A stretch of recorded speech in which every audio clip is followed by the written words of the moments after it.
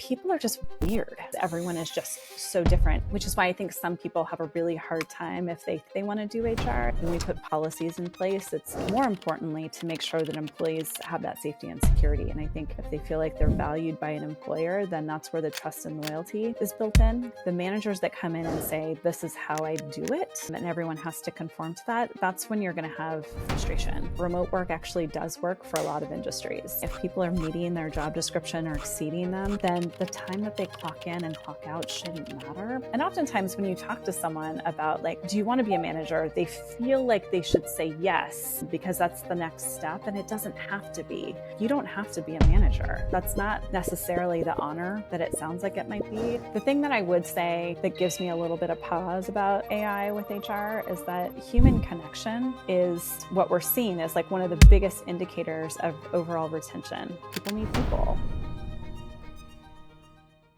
So I guess to begin, Lisa, HR has been negatively stereotyped as the enforcer of policy and laying people off. What myths about HR would you debunk? Just jumping right in. Yeah, I do think that HR has kind of gotten a negative reputation, whether it be, the bad guys who come in and lay people off or fire people, or, I support a lot of startups, and oftentimes we're seen as the people who come in with all this like boring, stodgy policy to take away all their fun and their bars or whatever. And like there's an element of that unfortunately sometimes we have to do, but it's like my least favorite part of what I do is having to lay people off or anything that will negatively impact someone's livelihood. Unfortunately, it's just part of the job. And I feel like we all have elements of our job that are not our favorite. But yeah, during COVID specifically, obviously we were, that became a kind of a big focus of this industry. And we had to do a lot of layoffs and kind of creative furloughs. And um, interestingly enough, all the kids were working school from home and we were working from home. And that was like the first time our kids had an idea, like overhearing me on calls. And that was the perception specifically of my 16-year-old who was like, so you just fire people all day? It was just like heartbreaking. But no, I mean, I think we also get to do all the cool, fun stuff too, of being able to, and it doesn't sound cool, but like for me, being able to identify the best benefits for people that they will be able to protect themselves and their families. That's a big thing here, at least in the United States, is identifying medical benefits to benefit folks, being able to do compensation increases, hiring cool people. That's the stuff I love to do. And, fortunately, we get to do some of that too. Unfortunately, it doesn't seem like those make quite the headlines that the negative information does. But that's great to hear. Could you maybe share a follow-on on that? How do HR departments help businesses make money? Sure. Yeah. I think for some people, they look at HR as like a cost center. But we spend a lot of our time doing like deep analysis of numbers to figure out, what is the budget for this year? How can we hit that budget by, hiring plans and making sure comps in line? And some of it is just reducing risk for the business as a whole. There are so many ways that a company can get hit with claims against them or whatever that are unforeseen expenses. And if we can make sure that there's enough policy and support for employees that hopefully we don't go down those paths, we can hopefully stick to those budgets.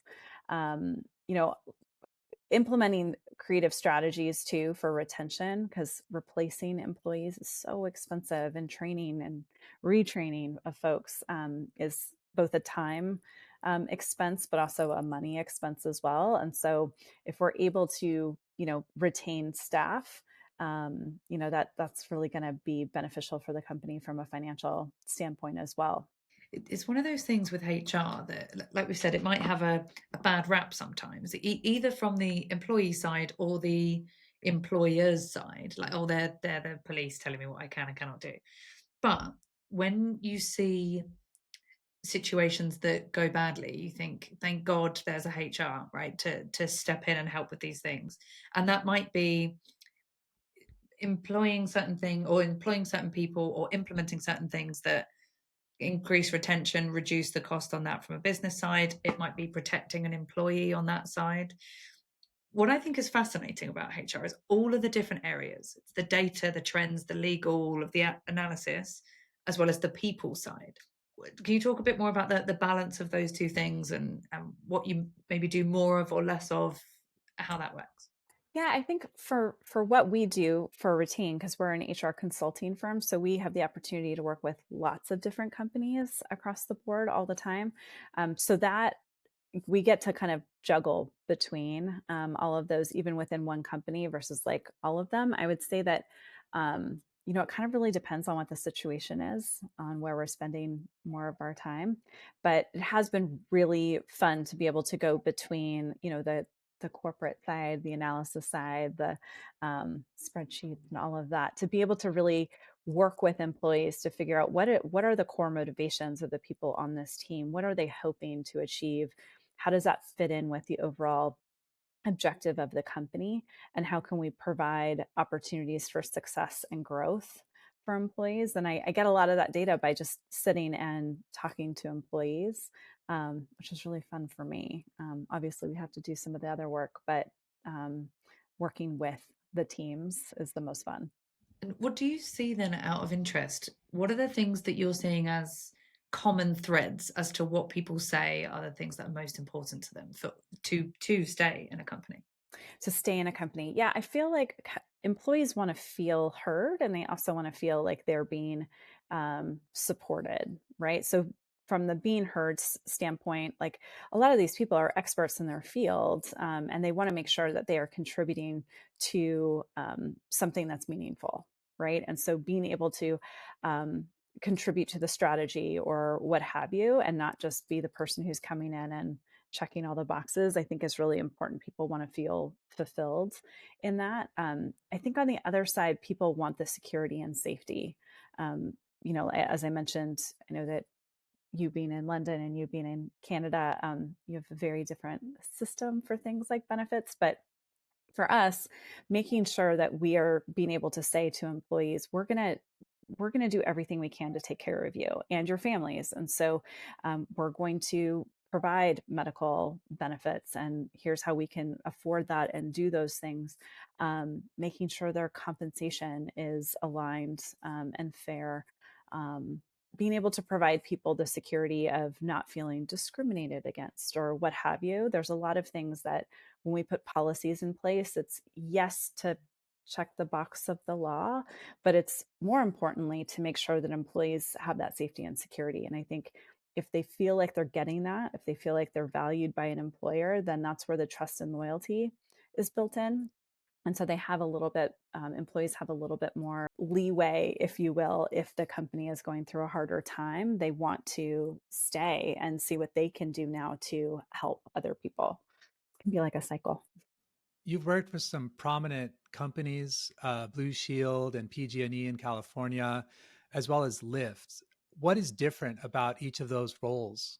Those are drastically different. The first two that you mentioned are gigantic companies, 20,000 or more employees. And so oftentimes when, as far as an HR person is concerned, you're pigeonholed into a very specific type of work, right? You might just be doing benefits. That might be your entire job. It's just benefits all day, every day, or compensation or what have you. It's very specific in these silos. So I've done it. I know what it's supposed to look like when a company gets big. And I also understand for myself that's not my favorite place to be. For places like Lyft, when I got there, they were a little shy of 500 employees. So it's not as siloed. You're able to work with a variety of different people doing a ton of different things all day. And that was obviously really fun too. I think for me, my favorite is to go into even smaller companies, sub 200. And then you're really just building. Right. That's the time that you're able to say, okay, there's no infrastructure here. Let me kind of create something. And that to me is the most fulfilling, but I think it just kind of depends on the person and what they really like to do. Is it more about relationships at that scale? At the smaller scale, I feel like you have the opportunity to know everyone, um, much more closely, and you have the opportunity to, like, hire each individual person and onboard each individual person and really help them through their entire life cycle with the company, which to me is very fulfilling. At a larger company, like, you're meeting with your team, you're meeting with some, subset of the population, but the CEO is not gonna know who you are. You know what I mean? Like, you're not gonna know all of these people, whereas if you're in a startup, like, you know the consultants, you know the families, like, you know everyone. So, yes, it's a very different interaction for sure.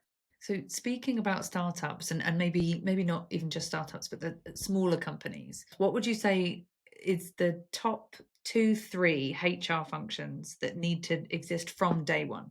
Oh, sure. I think identifying the platforms that you're going to use for things like payroll, making sure that you find the right one. There's so many right now, and some of them are pretty great. There's some that I would suggest not using. And so, really finding out what the growth plan is for the company, and identifying what those tools should be. So, at least you're able to hire people with secure payroll. Like, there's some of those onboarding things that need to happen required by law. So, making sure that is a fundamental process from the very beginning is really solid.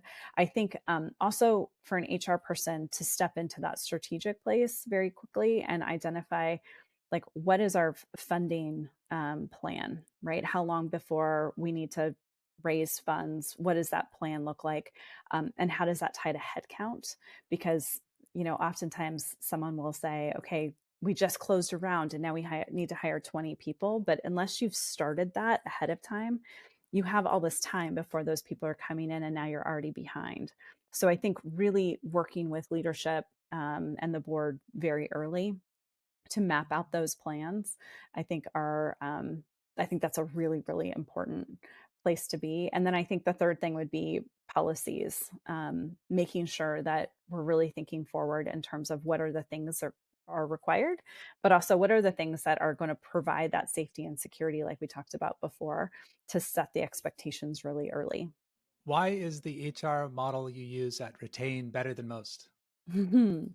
Um, I think what's great about what we do at Retain is it allows for this fractional support for startups. Um, Startups generally have very limited budget. They're not going to want to spend for a headcount for HR, but they do want someone who's dedicated, someone who's senior and experienced to be able to help out and also jump into some of the messier situations that tend to happen with employees.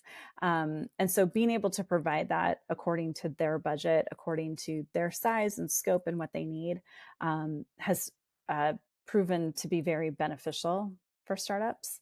Having someone come in 10 hours a month versus having to, like, figure out if they need a full-time person or rely on external legal, which can be incredibly expensive. This just allows for that infrastructure to be built early, um, and with more stability, for some of these companies. And you take some of the work off of the founder. They're the ones having to do all of this stuff, and most of them would rather die than work on all this HR stuff. So being able to take that from them, let them focus on their product, it makes the company just move faster. Amen.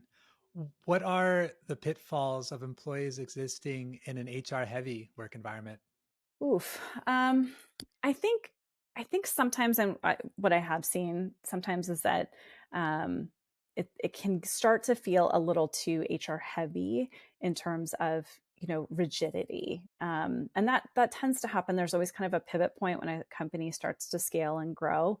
We want to make sure that we're planning for the future, and sometimes those plans are implemented early, and sometimes too early, and so it becomes somewhat stifling for employees. And there is that viewpoint, kind of going back to your first question of us being like the boring parents in the room, which we don't want to do. But, I think that can sometimes be a pitfall or a negative experience that employees have.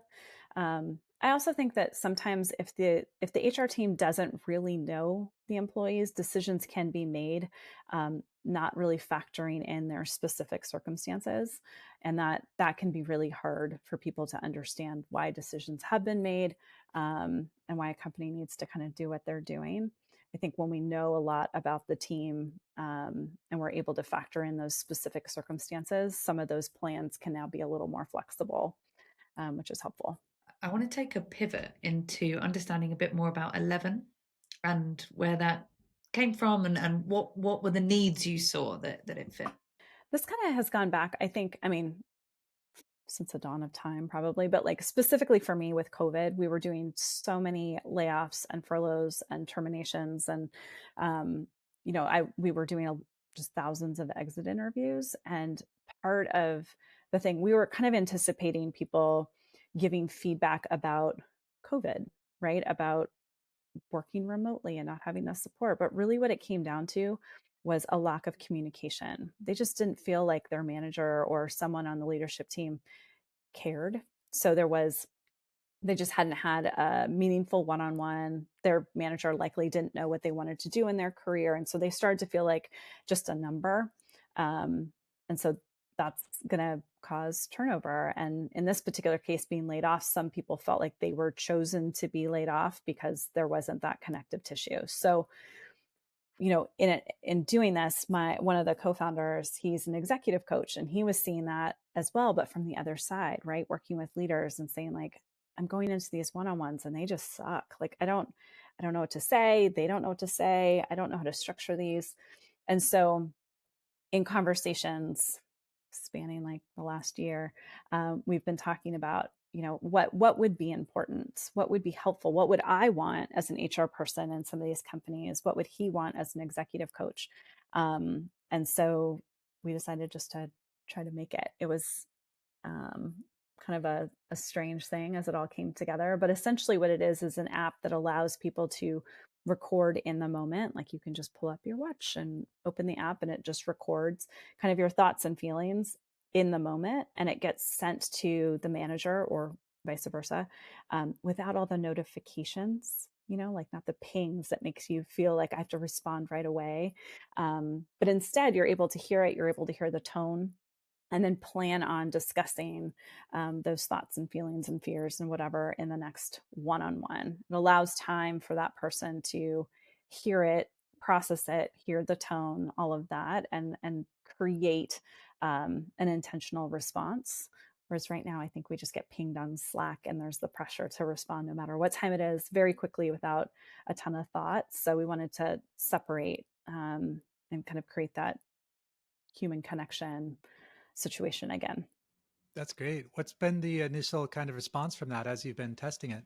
It's great. We very quickly got into Techstars, which is like the incubator. So thank you. So we did that September through December. We had demo day in December, and our hope is to get it in the App Store this month. So it's moving fairly quickly. This whole thing started in July, so it's been a little bit of a whirlwind, but it's been really fun. So we're hoping with the launch, we'll be able to bring a lot more people because we've just been beta testing right now, and see how people respond to it. So we're excited. Coming back to the use of 11 bit for the one-to-ones, I wonder your take on this, Lisa, because I've seen some people on LinkedIn that are leaders and successful in business that say one-on-ones are ridiculous, don't do them, waste of time.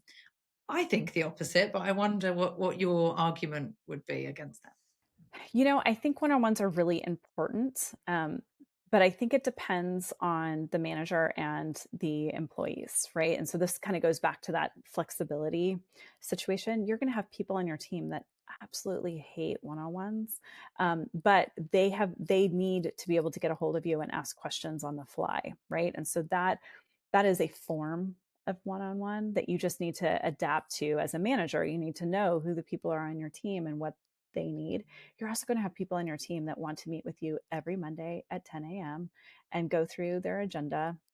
And that's okay too. But I think the managers that come in and say, this is how I do it, and everyone has to conform to that, that's when you're going to have frustration with people. I think if you're able to be, as a leader, be able to identify those things that your team needs and the way in which they work best, and accommodate for that, you're going to get that support. And people are going to be able to work faster and to their level of ability and success if they feel like they're able to do it in the way that they are the most comfortable.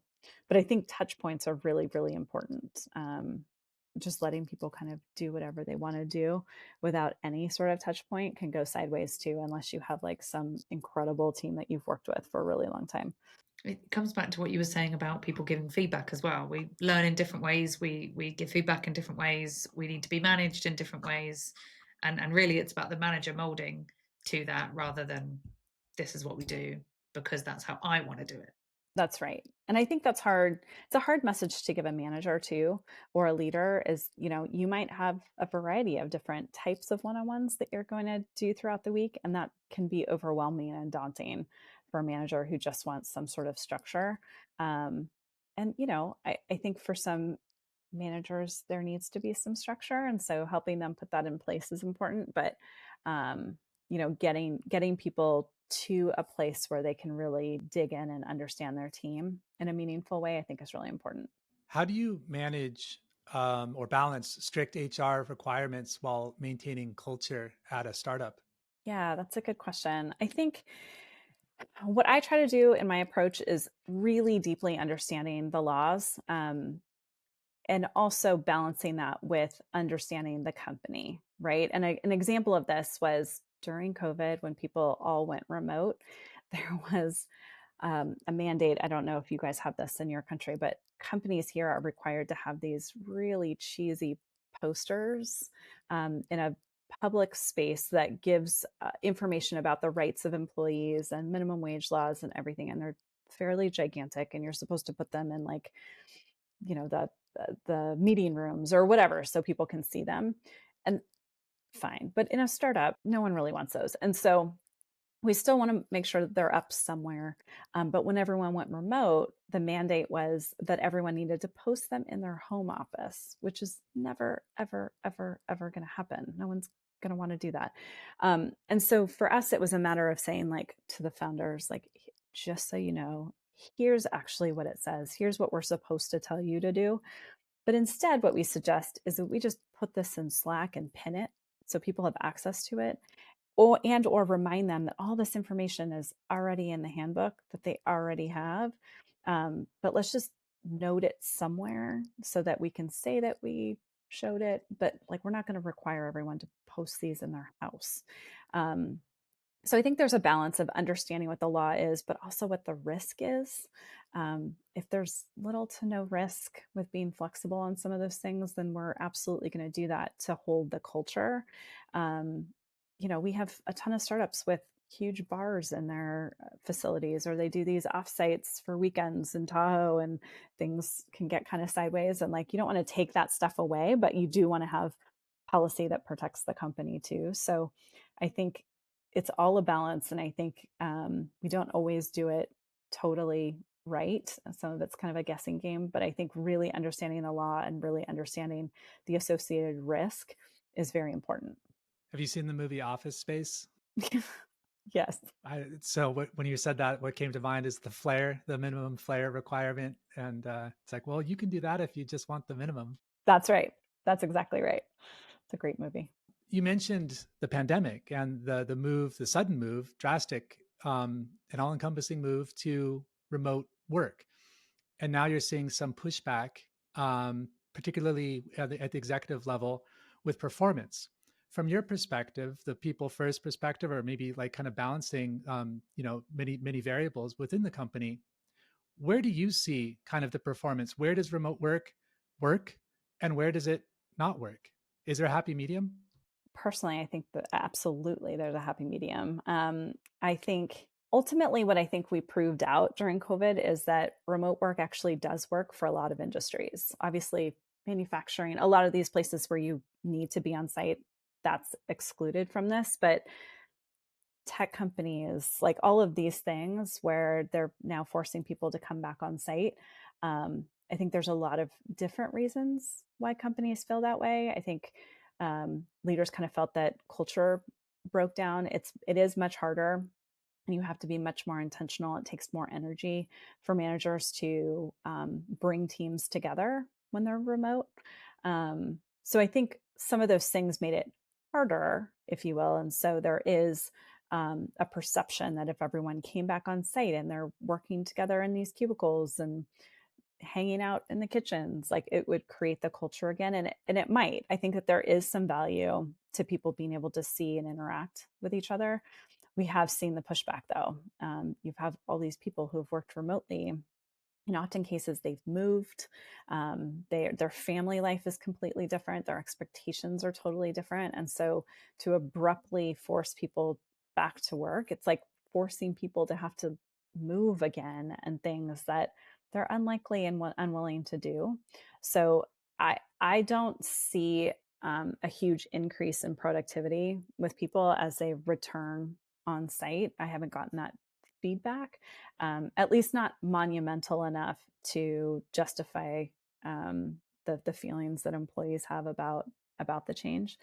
I do feel like there has been an uptick in overall employee happiness or satisfaction when there's been the flexibility to be a hybrid role. So come into the office a couple days a week. Let's pick what days make the most sense for you so people can plan around those things. And I think showing that flexibility, like here's our intention as we want people on site, but recognize that your situation's different now than it was in 2019. So let's figure out what might work the best, if at all. A quick follow up on that. Given what you said, that the performance from your perspective hasn't really increased significantly by being on site versus remote, where do you think executives are coming from when they want to bring people back on site? What do you think their reasoning is?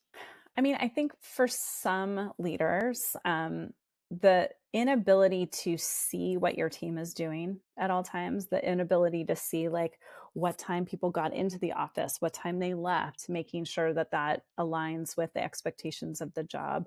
You had a lot of leaders that were working really hard to figure out how often people were on their computer and like really tracking that stuff. I think if you have really significant um, and documented goals throughout the company, if people are meeting their job description or exceeding them, then the time that they clock in and clock out shouldn't matter. But I think for some leaders, it does still, right? And so getting them over um, that hump is really hard because a lot of that is deeply ingrained with their own career. Um, they were often treated like that. So it's like how they learn to manage. So I think that that's some of it. I think some of it comes down to economics too, right? Like in a lot of these companies, they've kept their leases or, still have these very expensive office spaces. And so they want people to come back to justify that. And then I think the third thing is just the culture. I think there's a perception of if we get everyone together, we're going to build this culture back. And I think if you talk to employees, they don't think that the culture really went away. It just is different. And so I think a lot of it, to answer your question, David, is I think it has to do with the way in which managers were taught to manage. And there's nothing wrong with that. It's just causing some conflict now. Fair enough. I've heard a theory. Do you guys know who Rory Sutherland is? I don't think so. No. You'll see him on podcasts. He's spoken to Chris Williamson a few times. David, I know you look at that. He's a marketing expert and he looks at trends for things. Oh yeah, didn't know the name, know the face. Yeah. And he said that his theory for why companies want people to come back in is because employees love it so much. So you can't let them love it that much, right? If anything that the employees love that much can't be good for the company, kind of the theory there, which bit tongue in cheek. But I wonder if it is that. It's like people are so motivated by remote work that it makes the leaders go, oh, why? What is it that's happening? Are they not working? Are they not pulling their weight? Kind of thing. I think that's a sound philosophy for sure, because that we've seen that happen with leaders, and I think too it doesn't.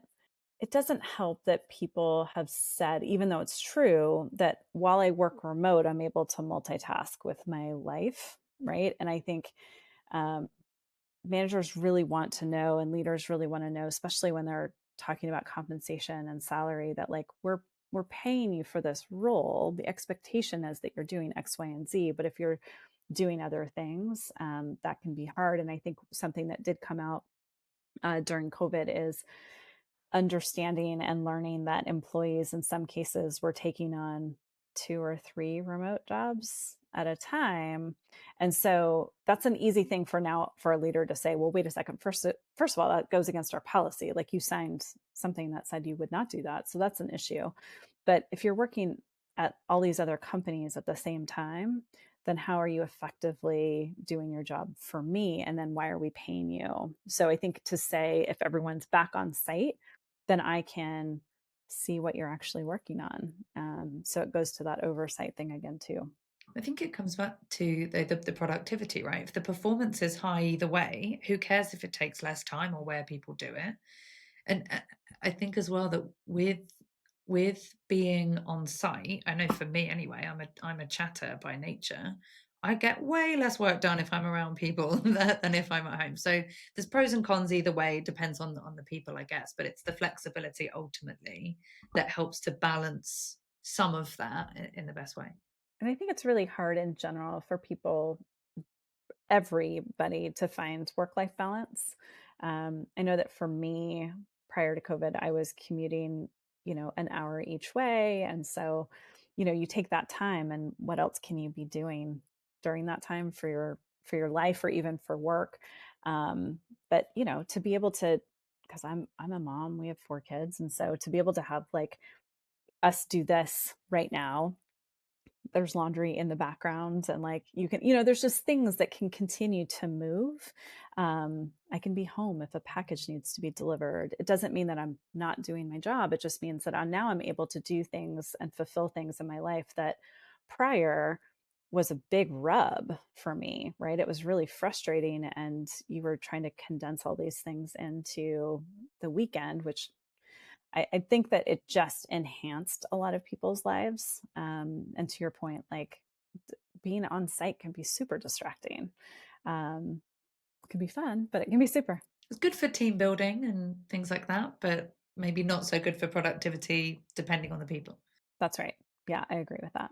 I just got a message from Lyft. They want you back. Oh, No, it's 25% off.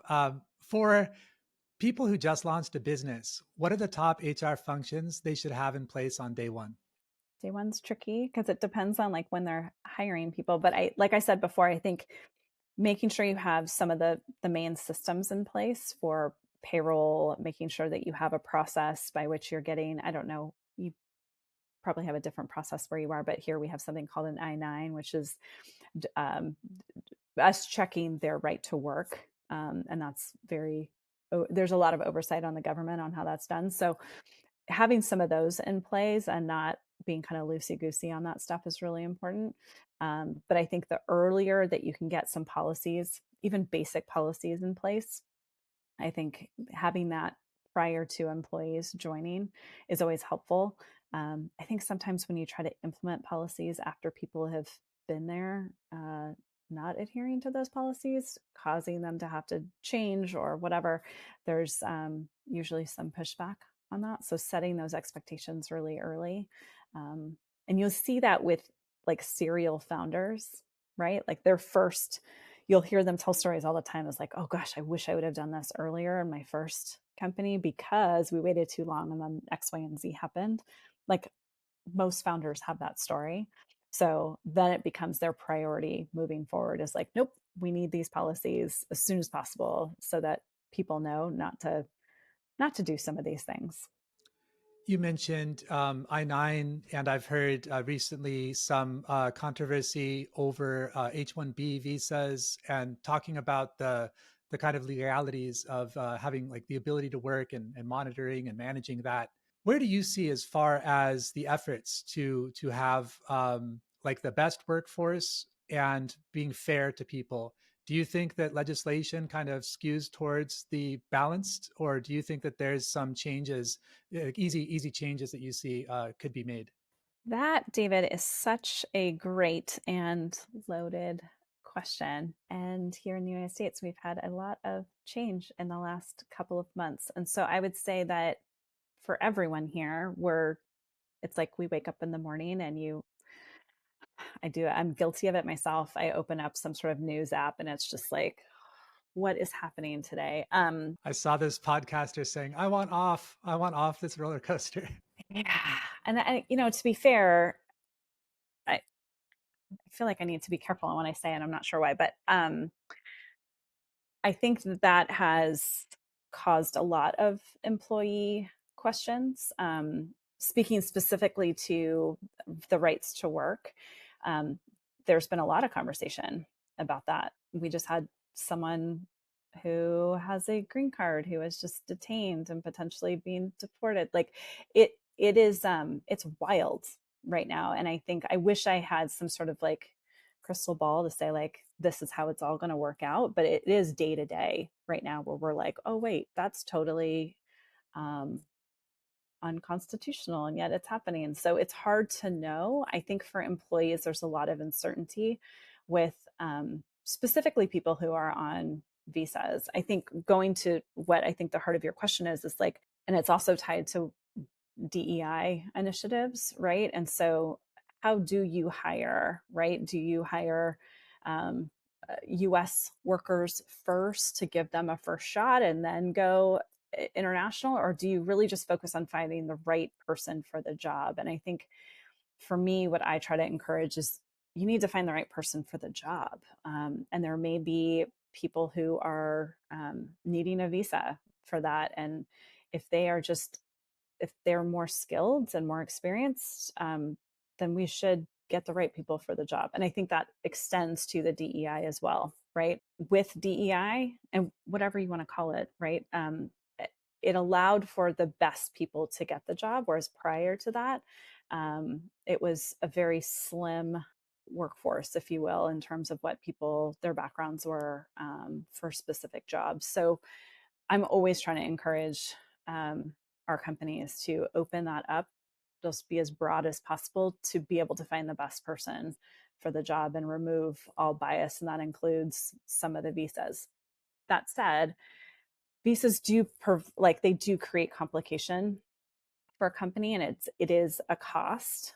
So a lot of companies have said that they're not going to do it, and I don't think it's from a discriminatory place, but I think it's really from a financial place, because they just can't afford to sponsor um, visas or green cards at that stage.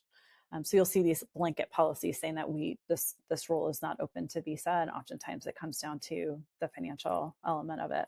What is the approximate cost of sponsoring someone on a visa? I would need to check, and it kind of depends on their specific background. Like if you're going to start it from the very beginning, it's obviously more expensive. But if you take an H-1B from another company and you take over that sponsorship, it's less expensive. I mean, within thousands of dollars. I mean, you're looking at like I would say a minimum of like $5,000 Annually? just to take over the sponsorship. So, and then the hard thing is that the instinct for companies is to say, okay, we'll sponsor their visa if they commit to staying here for X amount of time, which is illegal. Like you can't require that. So, It's kind of like indentured servitude. and that's exactly what the term for that would be. Yeah. And so, but that's hard then, right? But then who bears the risk? That's exactly right. Yeah. So some companies will say, like, look, we can't guarantee a green card. Like, we can't guarantee that we'll commit to that process. But what we will say is we won't evaluate someone's ability to participate in like a green card process with us until they've been with us for X amount of time. So you're still sponsoring their visa. They're not at the risk of like deportation or whatever, and you're not saying you have to stay with us in order to have your H-1B or any other visa of that level. But then to say like at this point you've kind of shown us who you are and your loyalty, and therefore maybe we will go through with the green card process, and that is legal. I think you tap danced over those laser beams quite elegantly. Oh, thank you. I'm learning. There again, there's a lot going on right now. Yeah. Yeah, I'm sure that's, I mean, generally keeping up with legal changes and any change of government, I'm sure is in any country hard to keep up with, but it has been very quick as well. Like recently, a lot changing very quickly. And I think, you know, that's an interesting point because you're right. With a change of government, there's always changes, right? And yet this one is specifically um, more cataclysmic, I guess, if that's how we want to say it, just because it's not even within the bounds of law or the Constitution. So it's things that we would have never imagined happening. So none of us are prepared, right? And so now we've gotten to this place of like, okay, let's just imagine the craziest thing and let's potentially plan for that. And that, I mean, that just opens, it's like Chuck Norrising the door right off its hinges. Like we're just, it's just chaotic. But, you know, just trying to, that's kind of where we are. It's kind of the duck on the water, looks really calm on top, but paddling underneath. That's the role that we're all trying to play right now with our companies of like, hey, we got this figured out. Don't worry about it. But if you get HR people on a call, we're all like, what the hell is happening right now? Because we just don't know. What's the weirdest thing you've learned about people after working behind the scenes at so many companies? That's a funny question and could be like an entire book, I think. People people are just weird, man. Like they're everyone is so different. People are so unpredictable and yet um you know, I think to manage a team, it's really really hard because everyone is just so different and you I think people want to have the best of intentions, but it doesn't come across that way. And so I just try to look at it as like myself included, people are just super weird and you just have no idea what's going to come up, which is why I think some people have a really hard time if they think they want to do HR and they get into it and they're like, what is this? And for some of us that are crazy, we actually love that people are so weird and that it is so unpredictable. But I think that's what I've learned. And it's not just within work, it's like just everyone around you, you know, like look around your Thanksgiving table and you're like, God, these people, like, they're my favorite people. And yet we're all so weird. Um, I think that's, I mean, it doesn't sound super intelligent, but I would boil it down to that, I think. Very accurate though. I love that the weirdest thing about people is that people are weird. Like it's just people are odd. Yeah, we all are. Yep. Guilty as charged. What's the most bizarre habit people pick up when they're trying to impress everyone at work? I don't know if it's really bizarre, and I think it's actually quite normal. So this might be boring for you, but like it's always fascinating for me to see people who are more junior, try to sound smart by just like pontificating, you know, just talking about things. And clearly they did some research on it, and that's great. But it's like we don't need all of that, and that can happen in the like writing too. Also, people write these like manifestos about something and you're like, okay, just put the TLDR on the top. Like, what is this? I'm not going to read all of this. What is all of this? So I think that is kind of a behavior of people that are trying to like prove themselves. It's just trying to sound smarter than everyone else. But I think if you boil it down, in many cases, like you could have an entire room of people who honestly don't know what we're talking about. And that's kind of the point. Like, let's brainstorm, let's try to find a solution. And it's the people that come in and pontificate about it that you're like, oh man, like we all know what's happening here. Just relax. As a follow up to that, what are some of the weirdest things you see new leaders do, new managers do that haven't led before that really backfire? Yeah, I think what we normally see is a lot of micromanagement, um, a lot of like, I'm going to implement all this structure and I'm going to do all of these things. And I think it's some people rely on that structure and their process and their policies and their documentation as a way to prove that they can do it. But I think sometimes that comes from a place of companies oftentimes that have the best of intentions by promoting people into a manager, but like not even talking to them to find out if that's what they even want to do. And there's most companies have really crappy manager training. There's people are just kind of plunked into this role without knowing what could be helpful. And oftentimes, when you talk to someone about like, do you want to be a manager? They feel like they should say yes because that's the next step, and it doesn't have to be. We try to create promotional paths that some are for managers and some are for people who just would hate doing it, and providing that and saying like you don't have to be a manager. That's not necessarily the honor that it sounds like it might be. Sometimes it's being a manager is really, really, really hard. And if you love your work, oftentimes that takes you out of that work because now you're just managing people. So I think, especially people who didn't necessarily know what management was going to be or weren't really asked or trained or prepared, you see them like micromanaging and just again, it can be really stifling for employees, and that's when you start to see turnover. And it's hard to go in and say like, I appreciate what you've done here and the reasons for it, and yet here's the impact. So let's figure out something that like is authentic to you but also is working for your team. That's where I think, and I think you'd agree based on your background, that training of management and leadership is so key. I find it very strange that someone would be, let's say, for example, the best salesperson in the team. They get promoted to be the leader because they're the best salesperson. So of course they'll be the best leader. But it's a completely different set of skills, different experience that you need, and they're expected to just crack on and you'll be fine. It's very strange. What are your thoughts or experiences? Maybe some stories there. Oh, I mean, it's constantly we have people, and your example is so great too because especially with a quota job like that, and that's like their background and history, they're just wired to hit a quota. And so when you now are responsible for a quota of other people doing the work, it can make specifically salespeople, it can make them totally nuts, because they're trying to hit this number. They used to be in control of it, and now they're not.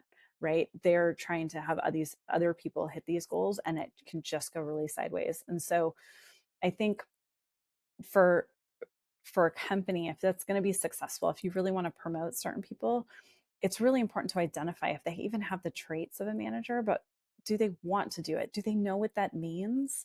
And trying to give them some of that responsibility beforehand to see if they like it. Give them a shot, like test drive the car a little bit. Like, I just think that sometimes it's, one day they're the top salesperson and the next day they're a sales manager. And it's just not an easy transition for people that they would hope. And now they look unsuccessful for the first time.